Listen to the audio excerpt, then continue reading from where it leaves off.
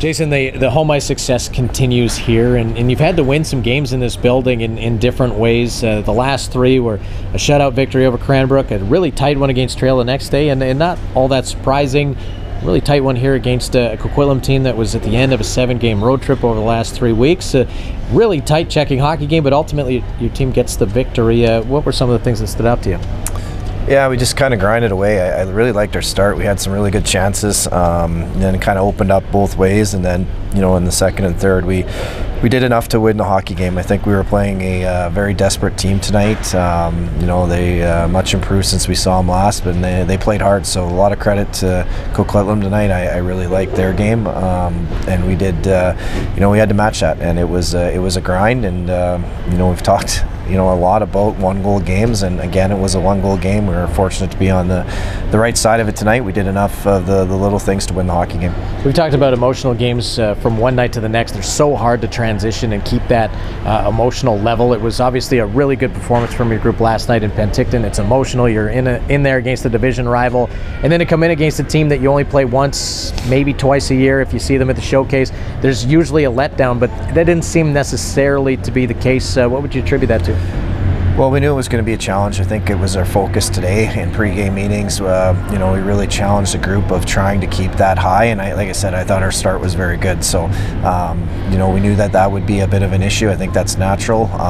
You know, you just want to make sure that you're emotionally invested. I think the crowd helped tonight. Having a big crowd tonight definitely, you know, brought our energy, our spirits up. Scored a few goals at the right time, and like I said, we really grinded tonight. And that game last night, you know, took a lot out of us emotionally and physically, and you know, fell a little short. So we knew the turnaround and getting back and getting invested this would be a challenge, but I thought our guys responded well enough to get a win against a very desperate hockey team tonight. Finally, Colin Ray got back-to-back starts. He faced over 70 shots this weekend, only gave up 4 goals. It was a big reason why that game was close last night, and a big reason why your group was able to come away with the win. How nice was it to see him get an opportunity in those back-to-backs and put on a good show? Yeah, no, I'm happy for him. He's a great kid. You know, kind of come into the unknown this year, but first one, like you said, back-to-back, played well. Played a lot of minutes last year, so I think he understands what that looks like. And you know, just a super kid, so supportive of what we're doing, his teammates, and he's very, very well liked in that room. So nice to see him go back-to-back and get a couple wins. Thank you for the time. Thanks, Graham.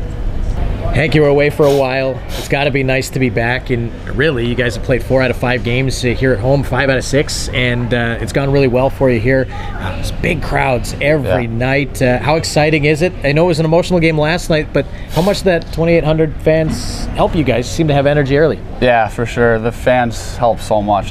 We get great fans every night, probably the best fans in the league, and I can't say enough about how good they are and how energetic they are and how much they help us and give us life. And maybe we're a little bit down, have a bad shift, they have momentum there, and they get a chant going, and it's pretty unbelievable and help us a ton. You guys are in 1-goal games, and you imagine that's going to continue through most of the rest of the back half of the season. You guys are comfortable in 1-goal games. You've had a lot of success in them. What's the message and the mantra? Because you don't necessarily surrender a lot of opportunities against. You generate some. You're coming out with wins, and that's important. Yeah, for sure. The wins is all that really matters, whether we win 1-0 or 6-5, but the 6-5, 6-2 days are kind of over here in the second half. That's what it seems like these past 6 games. So it's kind of our defense have been really good, and it's going to be 2-1, 3-2, 4-2, maybe empty net, but it's all tight the second half, and it just gets harder. So, and we're pretty comfortable with that, so it's going well. Let's talk about your goal. You get it midway through the second period. It stands up as the game winner. We didn't necessarily think that was going to be the case with the way the first period had gone. Walk us through what you saw. A great pass from McCloskey, and you waited a little bit longer. Didn't snap it right away. What was the cause there, and obviously the success? Yeah, it was a kind of broken play. It was a 4-on-4, I think, and I saw McCloskey going up the wing. Someone broke it out to him, I believe, and then I saw their guy come out, and I kind of just waited a little bit, and he went down, and then just waited an extra second, and then shot it far side. But it was a great play by Lucas and Chabi, who drove it back, and then sucked all the guys back for me, which was nice. Well, another big win for the group. Congratulations on the game-winning goal and the victory, and enjoy your All-Star weekend. Yep, thank you.